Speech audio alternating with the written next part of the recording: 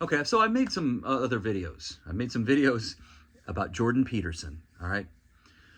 And we need to talk about World War II. We need to talk about totalitarian regimes and the honest history there. We really need to look at this. My essential point in criticism of Jordan Peterson is that he is distorting and appropriating things for his own ideological purposes, and he's not the only one. Okay, my problem with this has everything to do with the World War II generation, the men that I grew up with who fought in that war, and really a conviction that we have to get it right. And my entire life, the lessons of that war have been like front and center for me. And I want to explain that. I want to talk about it. But we have to talk about the totalitarian regimes and how ideology works and how propaganda works, because this is all about how we're manipulated, okay? And right now, I could say so many good things about Jordan Peterson, but he is a propagandist manipulator, okay, when it comes to these things. And we have to be honest about it. We got to talk about it. So today, I just want to start by bringing up the loss of the World War II generation, okay? A lot of what we're hearing about World War II in general, from an ideological standpoint, particularly if you're hearing from a conservative, and there's reasons for that, because I don't believe real conservatives as we know them exist anymore. I think that that is a term that's been misappropriated as well. But let's go back to what I was talking about, the political spectrum. So people who are on the right of the political spectrum, who identify themselves that way, there is a trend and a tendency to distort the events of World War II. And it's extraordinarily mendacious and ideological. And I'm not sure how many of these actors know exactly what they're doing. I don't know if they're fully conscious of their game. Although I have to imagine that a lot of them should be, and that they are, which makes it even more troubling and more problematic. But the essential problem boils down to the fact that the World War II generation is not with us. And my whole life, when I was a young man, I really worried about this.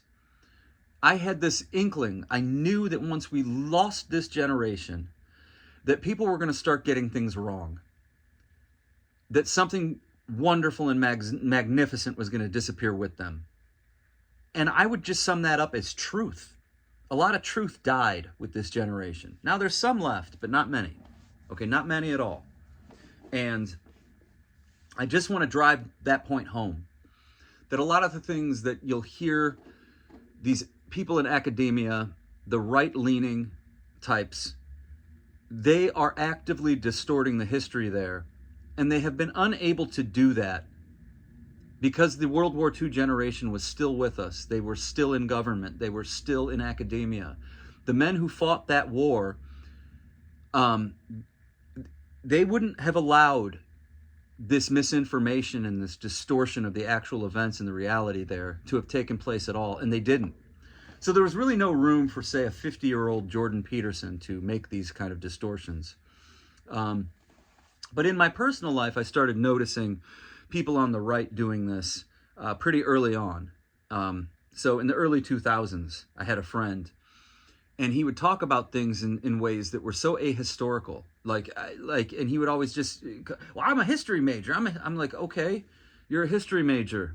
You're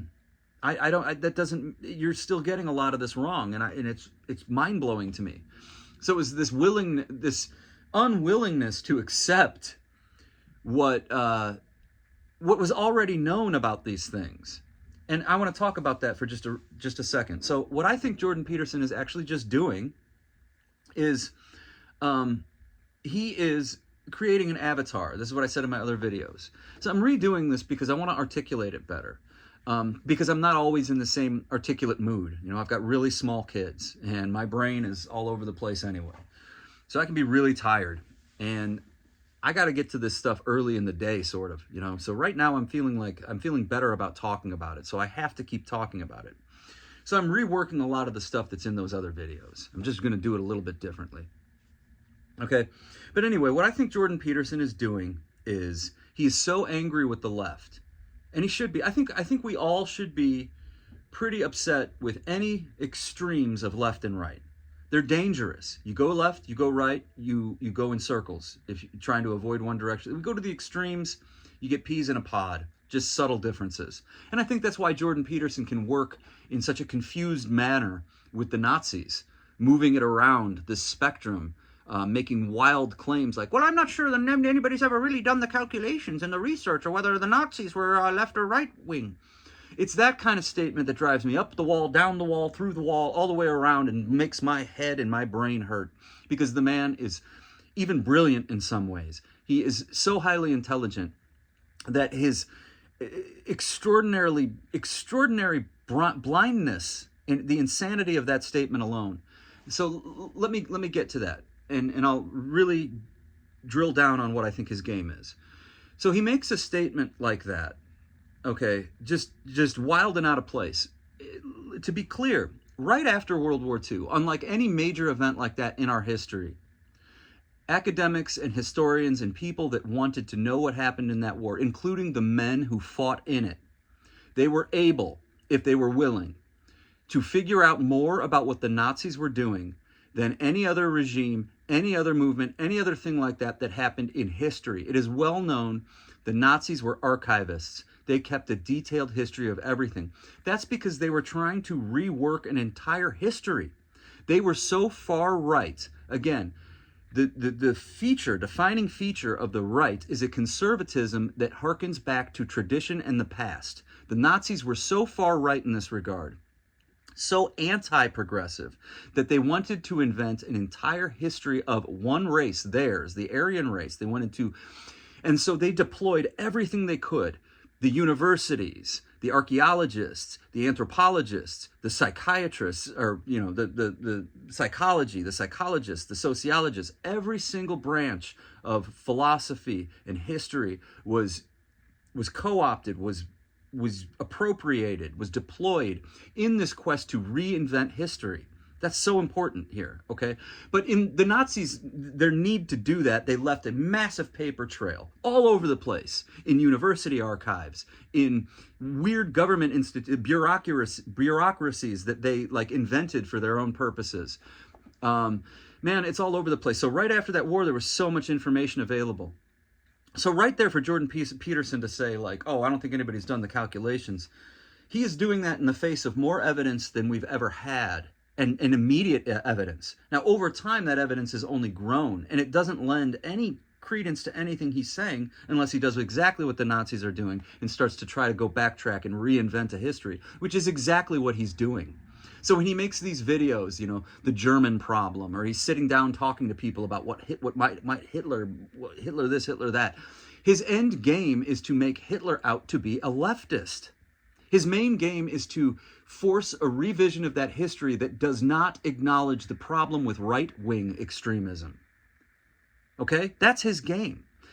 So in doing that, he's found his Satan in Karl Marx, who, hey, I'm not going to defend Karl Marx in terms of the terrible totalitarian systems that sprang out of his doctrines and his theories, all right? There's nothing in even postmodernism that Peterson likes to criticize all the time.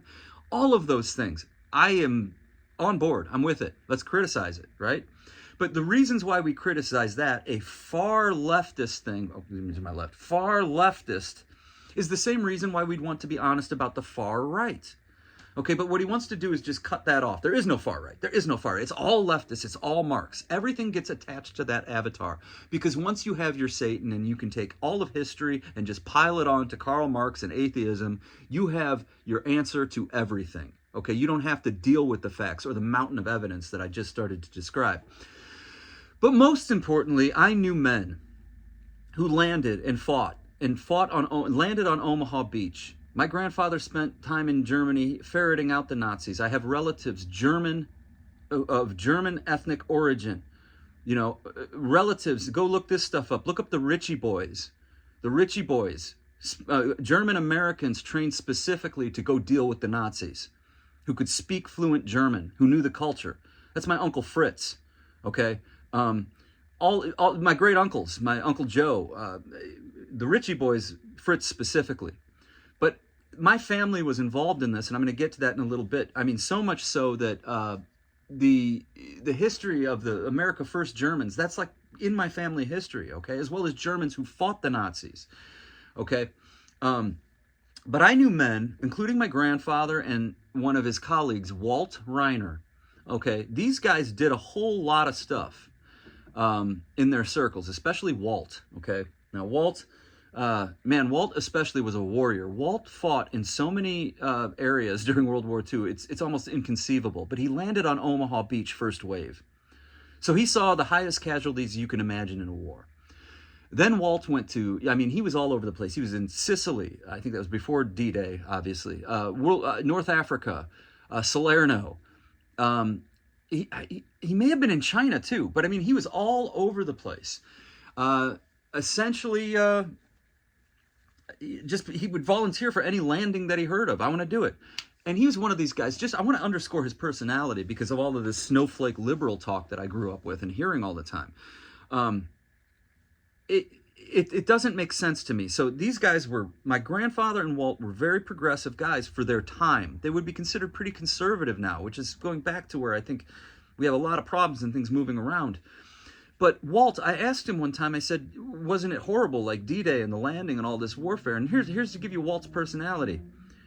No, I was an adventurer. I was ready. I had my own yes, my own no's. You got to have your own yes and no's. You can't say yes, you can't say no and not know whether or not you mean it. You can't do it for other people. You can't say a yes if it's not really yours, you know? And so he was basically saying everybody that was really sick going to war and going through that, you know, they hadn't really said yes to it. You know, and it's really sad, but it's really something. But that just shows you who Walt was. And that's not to say he didn't get shell-shocked, is what they call it then, because he did. He ended up on leave, PTSD. These guys had PTSD and all that stuff too. Okay, so Walt, my grandfather's colleague, he did a lot. My grandfather, the war shaped him in every single way. He landed on Omaha Beach as a reinforcement, but he saw a lot too. I'm going to be getting to transcribing a lot of I have hours of interviews that my aunt did with him, and I've transcribed them now, but I'm going to do something with these too, just his thoughts and memories about the war. Now, to prop these men up even more, they were also intellectuals, okay? So my grandfather was a history professor. He was the founding director of the Foreign Studies program at the Lutheran University he taught at. Walt was a football coach at the Lutheran University, and he also led Lutheran youth organizations later.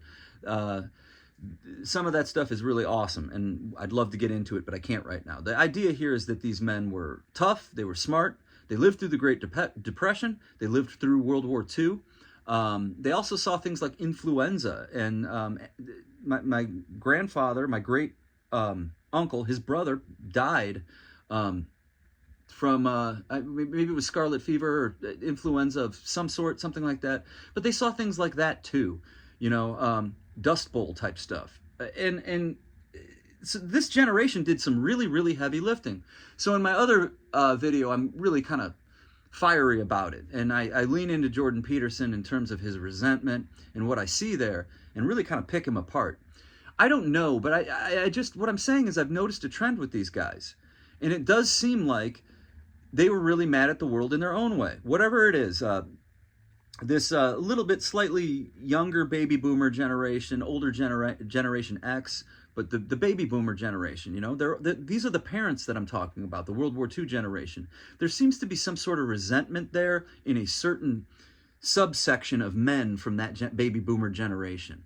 The ones that became libertarian, the guys that probably read the Fountainhead and stuff like that. These guys seem to have a streak to them where they didn't like something that happened in the world in the direction it was going. And it started a long time ago, like the 1970s or something. I have a lot of thoughts on that, but I see Jordan Peterson as somebody who falls into that camp. And then he went through whatever he went through, you know, with the pronouns, and that's all pretty widely documented for everybody to look into. And you can have some sympathies for him there and all that other stuff, and admire him for his standing up for free speech and whatever it might be. But something within all of that over the last several years has really made him an ideologue, has really made him almost a parody of the postmodernism he attacks all the time. It's a well-known criticism of him, his word salad, these breakdowns that become so abstract and mythological and I mean whimsical. He's trying to enchant his audience as much as inform them. I mean, he's actually it's so much in the direction of enchantment and bewilderment. I mentioned that in the early videos I did too about it a few weeks ago. He's just really leaned into bewildering and enchanting his audience with as much wild and crazy talk as he can get to, you know, and it's just getting worse all the time. But I think it really stems from his resentment.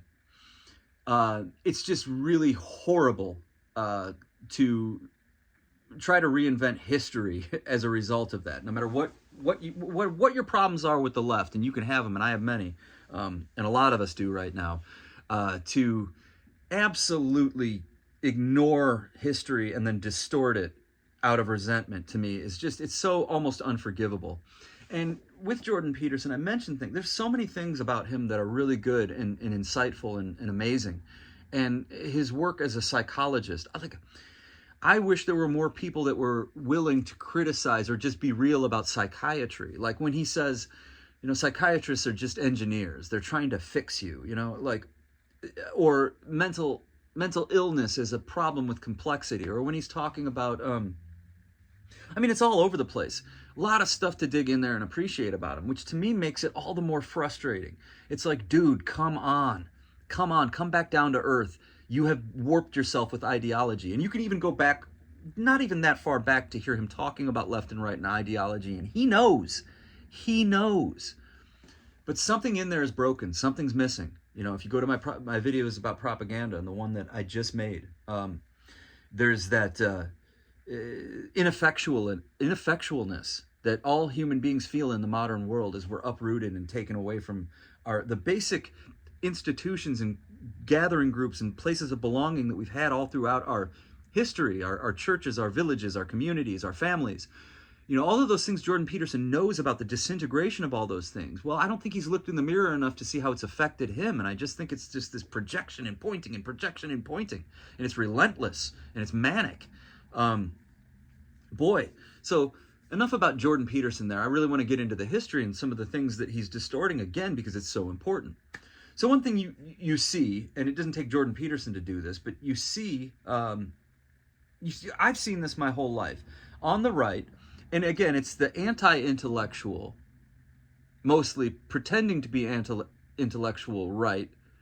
And it's, again, I think it's these guys who feel an ineffectualness. Like they didn't feel like they had enough control over our politics, over the way the world was working. And it seems to me that there's this anger with the World War II generation who actually did the heavy lifting.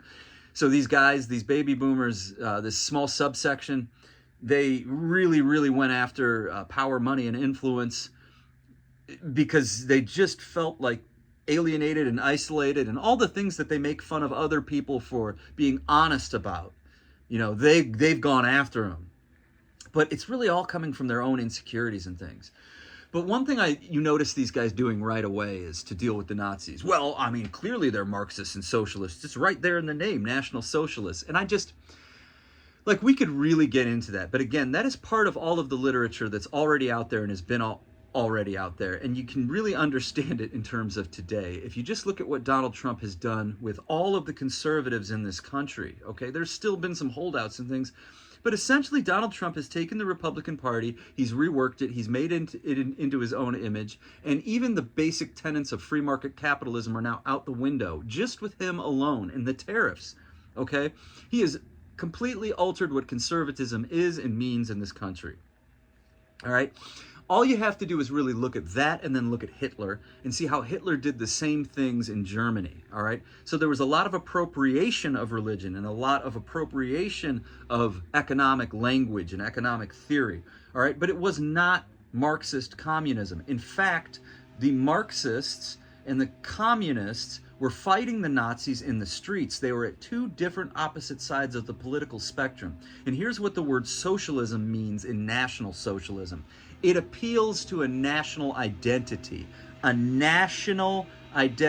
the German Volk, Volk, V-O-L-K, the German people, the common people, are the, you know, the blood of the nation, the culture. It's all about blood and soil. It's about a socialism. That's what it means. It doesn't mean an economic socialism. It means a national socialism. Now, it started off as the National Socialist German Workers' Party, right? So at that time early on, even Goebbels, when he was a young intellectual, you know, he trying to find his way. And this is a key thing. I've noticed this.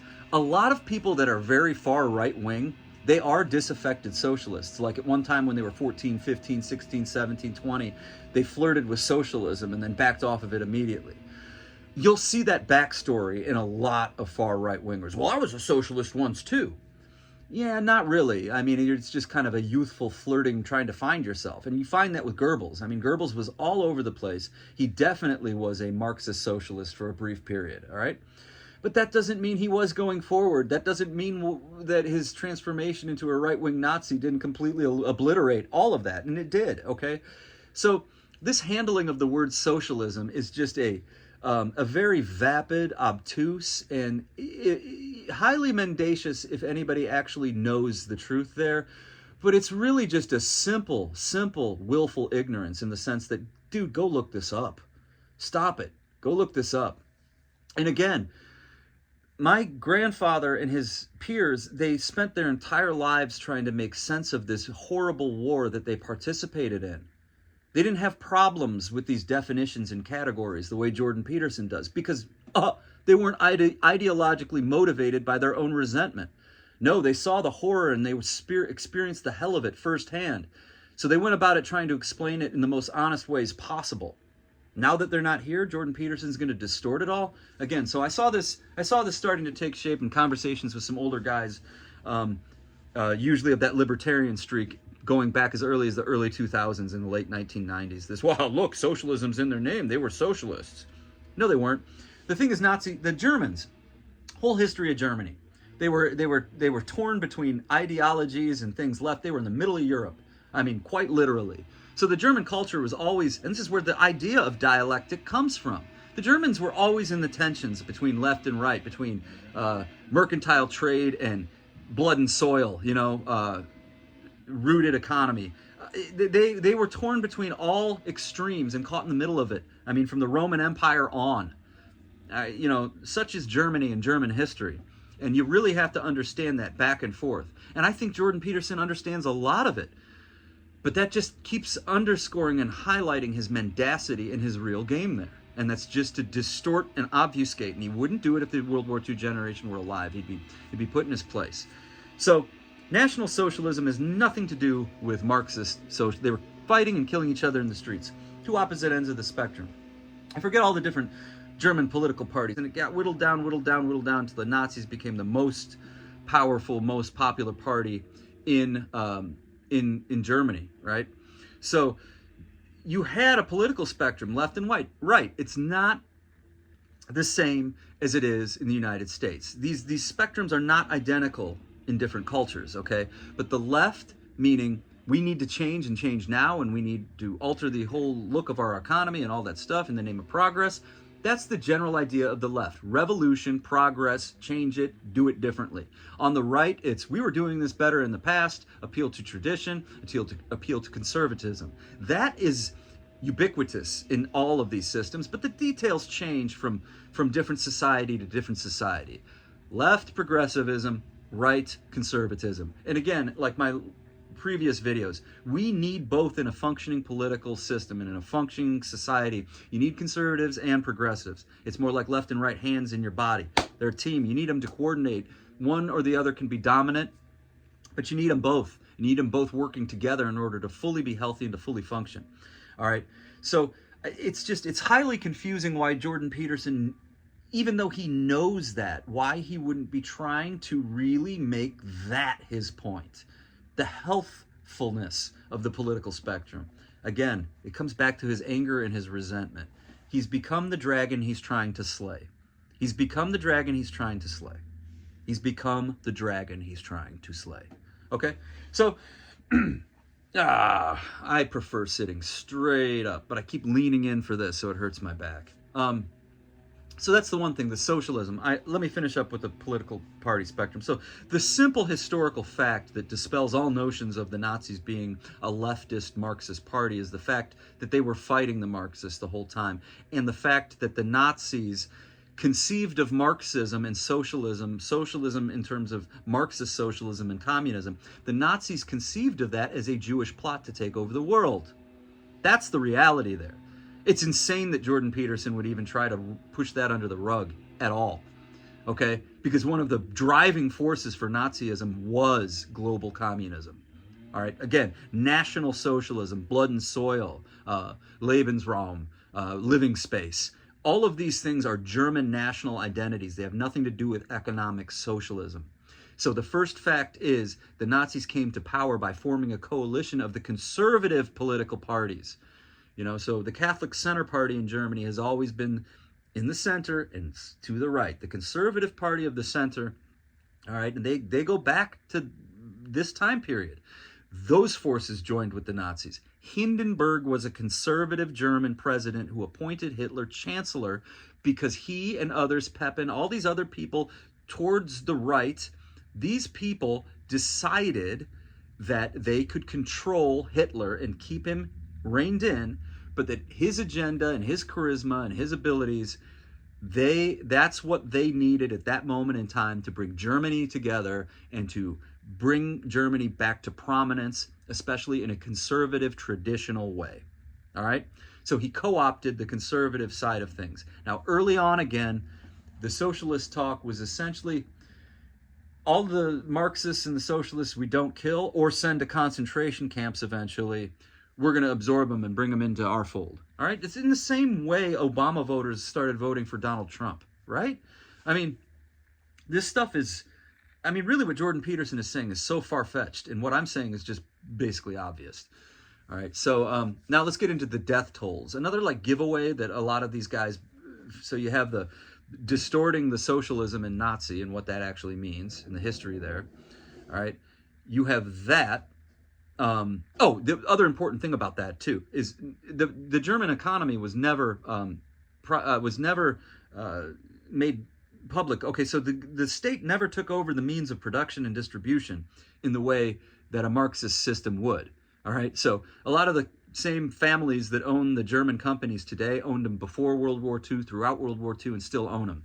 That destroys the idea that there was ever a Marxist economy in Germany to begin with. There never was. There never was. The industrialists joined forces with Hitler and the conservatives to do it. The Marxist type things that they did do in their workforce were like they had workers' logs, and the state was really watching that. But that was still like state-controlled capitalism, right? Private enterprise was never discouraged in Germany. Okay, all right, man? Not on a scale at all, really, if you need to talk about communism. All right, let's put that away for a second. Let's get to this other little trick that they do. They always do this thing where they're talking about death tolls. And, you hear Jordan Peterson saying it all over the place. Oh, well, the communists killed far more than the Nazis. Now, that's important. I get why that needs to be said in a certain sense. All you kids out there, if you think communism is so cool, it's not, and it isn't. It's brutal. But again, we're going to have to get into how many kids actually think communism is cool. Not many, you know what I mean? So much of this can be chalked up to just, youth gone wild, or just basic youthful flippancy, all right? And it's been going on our whole history. It's nothing to take too seriously. That's the truth there. And again, Jordan Peterson's like high exposure to this madness on campus, I think, has warped his mind to think that a bunch of 20-year-olds who want to, and apparently they don't, okay, because they just voted for Donald Trump. A lot of them did. All right, so we don't have to deal with 20-year-olds who think they're socialists to the degree that Jordan Peterson thinks we do, first and foremost, okay? But what they do is they do this thing where they talk about how many people the communists killed. And again, that's useful just to compare them to the Nazis. Like, okay, well, the Nazis killed a lot of people. That's totalitarianism. So is communism. That's totalitarianism. Look how many people they killed, right? But you have to acknowledge, that the Nazis were extreme on the right, and that this can happen to the extreme on the left, and it did. But the big problem with that is the Nazis were in power for 12 years. Okay?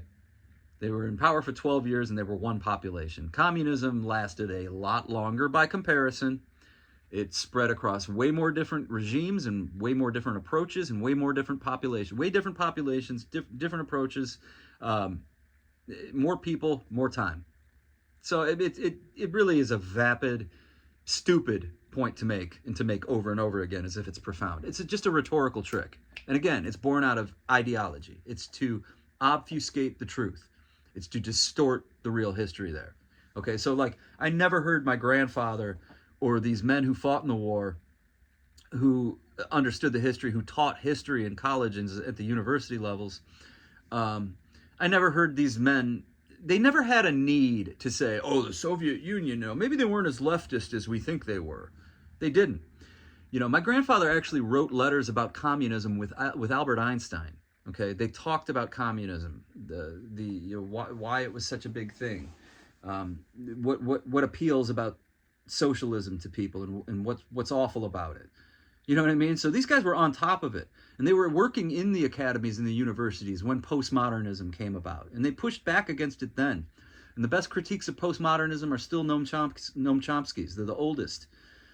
But Jordan Peterson, everything he's doing, whether it's the postmodern stuff or distorting history of World War II, again, it's all with this game in mind, to pretend that there is no real extreme right, or just to at least make sure it's not that big of a deal. It's the extreme leftists we really need to worry about. And ultimately, he's pointing at college kids. He's ultimately pointing at college kids, and no, I don't mean to diminish it too, because there are serious problems, as we just saw with the election. But look at how it's easily dealt with like that. All right, extreme left and extreme right are not that easy to be dealt with. So if there's any truth to this coming to power of MAGA again and its fascist tendencies and Project 2025, then Jordan Peterson has actually been playing an agitation propagandist role for a right-wing totalitarian movement, and so that's what he's facing down the barrel of right now. Okay, so Jordan Peterson, if ever I could speak to you, I would say that. I'm like, you have just stepped in the most dangerous place, the most contradictory place to where you started than you can possibly imagine. I mean, you've completely warped yourself potentially. So it's heavy and it's dangerous. The third thing, the real problem, and this is where I'm going to start to get into my personal story, my personal family history. The third problem that I'm seeing that with Jordan Peterson and what he's trying to do. So you can go to this Niall Ferguson video, the German problem. And what they're both trying to do is insinuate that there was just a problem with atheism at the time, and that led to the totalitarian movements. It's so much more complicated than that, and that's so highly reductive. It's insane too. It's absolutely insane. And I don't want to get into that for hours right now, because this is something I'm going to have to break down. So going forward, what I'm actually going to do is show the history of the Nazis the way the World War II generation wanted it known. Okay, the truth about them that is being destroyed right now. So I have to go back and do my work to represent it again. All right, it's just, I have to do it. All right, but this atheism thing. So in this video, Jordan Peterson is basically, so you have to know a little bit of this history. So the Nazis started off, I'm talking the part like Martin Bormann or Goering or Goebbels. I mean, these guys were not Christians, right? They were not at all Christian. They were occultists, all right? They believed in this German religion that happened way before Jesus came into the picture, way before specifically Jews distorted things. And again, they blamed Marxism was a Jewish plot, right? Okay, so they actually treated Christianity similarly to begin with, okay? Essentially what happened was the Nazis realized that German history was pretty complex, to boil it down, and tens of millions of Germans were not going to just abandon Christianity and come over to occult Nazi beliefs, that the inner circle held. They weren't going to do that, so they couldn't. Man, they really forced a lot of changes really fast, but, making everybody atheists, that never happened. They didn't even come close. They didn't even try after a while. In fact, the history is inverted. It's absolutely the invert of what Jordan Peterson is saying in this German problem or what he's speculating or flirting with there. Now, all one has to do is look at the long entrenched anti-Semitism already embedded in European Christianity, and particularly Martin Luther, who wrote that book, wrote a whole thing about it, The Jews and Their Lies. Martin Luther's anti-Semitism alone is staggering and easy to find, okay? But the whole history of it, and this goes back to not long after Jesus, right? But the Germans, they had a concerted effort, basically, to Aryanize Christianity, to Aryanize Jesus, to remove him from his Jewish roots. This was taking place in the University of Jena, in other places, well before the Nazis even came onto the scene. Theologians were writing about it and talking about it. And in fact, if you take somebody like Karl Barth, one of the most important theologians of the 20th century, Karl Barth, who fled the Nazis, in 1934, Karl Barth and some other theologians got together and church leaders, and they wrote the Theological Document of Barmen. And this was in 1934, so the year after the Nazis come to power, year 2. They feel the need to put out a theological statement drilling down on Christianity not being a religion that could be appropriated by a state, by a nation. So in other words, as early as 1934, somebody like Karl Barth thought it was really important to address the German church itself and say, wait a minute, don't go down this road. And they were. So about 25% of German Christians fell into this group called the German Christian Movement. Look it up, the German Christian Movement. But anyway, what I'm saying is real prominent theologians were contributing to this and to this German Christian movement. And basically what happened was all but 3 German regional churches turned to the Nazis when it was all said and done. All but 3. You could go into like certain German churches, like a church in Hamburg, and you'd see a swastika by the altar. Now, the German government didn't officially allow that. Okay, so it's not like they said, okay, you know what, we're just going to be Christian, because the end all be all was to take Christianity and destroy it from within once they realized that they weren't just going to suppress it. So to make a long story short, the German Christians and the Christian nationalists in Germany, Christian nationalism in Germany, they jumped at the chance to join the Nazis because they already had the anti-Semitism embedded in them. Okay, so essentially the church aided and abetted and went with it. It's the complete opposite of everybody just became atheists overnight and then the moral depravity kicked in. And that's the reductive, stupid shit that Jordan Peterson wants us to believe.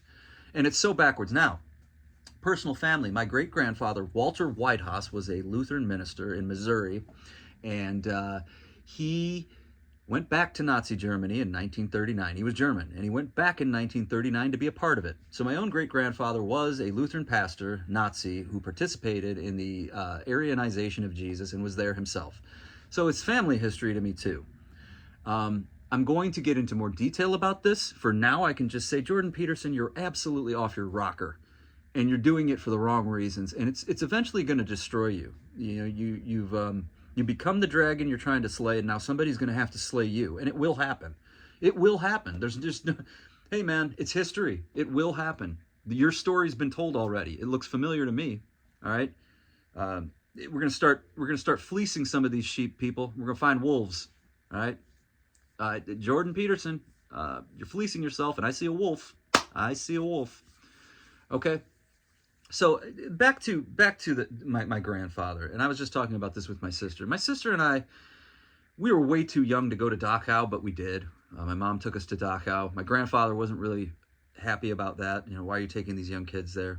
But I saw the Berlin Wall the summer that I turned 8 years old. I saw it right before it came down. I was pulled over to the side in East Germany by the East German border people who didn't think I was the kid in the passport.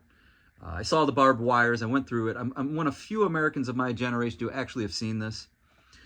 And believe it or not, I used this comparison starting in the late 90s. I would get on the local train here, the South Shore train, to go into the city, to go into Chicago where I live. I don't live in Chicago. I'm saying trying to go into the city, live close to Chicago. And I started to think, man, this is starting to look like East Germany did in the 80s. So for me, I've always had that image in my mind of how backwards East Germany looked compared to the West. So you'd have to drive through East Germany to get to Berlin, for those of you that don't know. And then Berlin was divided up. So I saw Checkpoint Charlie too. I went to Checkpoint Charlie and that museum there. And one thing about me I'm going to keep talking about as we go forward is that I have a remarkable memory. It's one thing that just does stand out about me. I remember things. I remember my childhood back down to a really early age. And that's been a blessing and a curse, but I'm going to try to turn it into a blessing in terms of what my objectives are here and what I'm trying to do with this content. But to make my point, I had a mother and a grandfather and people around me who really cared about history and cared about these things. And I grew up with German being spoken around the home. And my grandfather spent a lot of time with me. He was a history professor, and I used to go to his books at a really early age, and he would always tell me, yeah, that's too complicated. That's too much for you. You won't be able to understand that. But he'd let me take them anyway. And we put the sticky notes in the book, Return to Grandpa. I borrowed so many books from him. He would write out, I'd ask him a question, he'd write out chronologies for me. Tell me about Napoleon. Well, here's a whole chronology of Napoleon's life and what happened. Ask him about Richard III or Henry II or any British king. He was specialized in French Revolution, German history, the history of Britain, and in Greece. Okay, but he even knew a little bit about China and Chinese history. And again, he was the founding director of the Foreign Studies program at the university that he taught at. So he set up the foreign exchange programs in Germany and with Cambridge in England. So pretty well-informed guy, I would say. And I do this for him. And my sister and I were talking about, and again, my sister Katie and I, we saw the Berlin Wall, but we were around certain discussions and we heard history at home, and then we heard my grandfather and his friends talking about it. And it was just sort of a family thing. But even in the 80s and 90s, when we'd go to school then, we would be around kids who knew nothing about this. I mean, you couldn't say who are the Axis and who are the Allies going all the way up into high school and get an answer from people. And when I was in college, very few people knew about it. So we knew a lot coming right from the source. The guys who landed on Omaha Beach, my sister and I, we learned a lot directly from these men. So the point there is, even going back, even what kids were learning in school or getting from the media or getting from documentaries or PBS or wherever things were, wherever information we could find in the 80s and the 90s, the encyclopedias. But school itself, history class and social studies classes, weren't doing the job of teaching people what had happened then. All right, my sister Katie and I encountered it all the time, and we just talked about this. I mean, now that this generation is gone and you have ideologues who are mad at the left and now want to just distort history with their it's just this vehement resentment that they're coming from. People like Jordan Peterson, and he's not the only one, and Niall Ferguson, I mean, I don't know if people have connected the atheism enough to the Bolsheviks and the things I've heard him say. It's just absolutely no question in my mind that it's almost like, I don't even know, have they been sitting around the last 20 years? I can't wait till these World War II guys are gone so we can start making up some shit. Like, that's what it looks like to me. It looks like going back their whole lives, they've been actively meeting in rooms going, no, this is a conspiracy. I'm joking too, all right? But it has the feel to me like these guys have gotten together like, okay, they're all dead, let's go out and make shit up. That's what it feels like to me. It's absolutely terrible. But, we're going to talk about the Nazis going forward. And the first thing I really want to get into is the German Christians and how the Nazis actually used Christianity and maybe a little bit of Marxism and all that stuff too to work their sinister magic. Okay? Because you're definitely not getting the truth if you're listening to Jordan Peterson. And in fact, it's a real dangerous place to go, especially when we start to really look at the anti-Semitism and the problems there we have right now. You can't ignore the anti-Semitism in European Christian history, particularly the German brand. And you can't ignore the fact that, so we like to lead, Karl Barth, like I said, he left, he fled Germany. People like Dietrich Bonhoeffer were killed by the Nazis. There's no doubt about that some Christians stood up to it, all right? But it's more of a story of the vast majority of them ready and willing to go along, and a Nazi regime who wasn't Christian, per se, at all, who saw the anti-Semitism already in the church and was like, okay, we'll work with this. We'll just change Christianity to make it eventually our own religion. That's what happened. So the Nazis basically saw the long game being, we're going to turn Christianity into something else. By the time we're done with Jesus, he's going to have blonde hair and he's going to be a Viking warrior or Teutonic wearing armor of a Teutonic knight. That's what they were trying to do. Turn Jesus into a Teutonic knight with some magic powers.